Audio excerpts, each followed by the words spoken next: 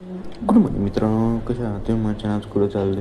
आज थोडं काम होतं, त्यामुळं पिंपरी चिंचवडला मामाच्या कंपनी चाललो. बघा मामा म्हणून तुम्ही काम करत बसा. तर मला माझ्या ब्लॉकमध्ये गेलो, त्यांना कळूनच नाही दिलं मी त्यांचे व्हिडिओ कधी काढले. आणि त्यानंतर शेजारच्या हॉलमध्ये इथे काय ते सांगत होते की कसं केमिकल वेगवेगळं होतं. केमिकल बनवणं हे ब्ल्यू प्रिंट त्यांनी बनवून ठेवलेले तिथं. ते कसं काय करायचं, कुठनं जातं काय मला सांगत होते, पण मला ते काय कळत नव्हतं. पण मला मज्जा येत होती व्हिडिओ काढण्यासाठी. ती काढून बिडून घेतली व्हिडिओ. आणि त्यानंतर परत बाहेर आलो. मामा म्हणला, अहो मामा राहू द्या, मला नाही केमिकल बनवायचं त्याच्यामध्ये.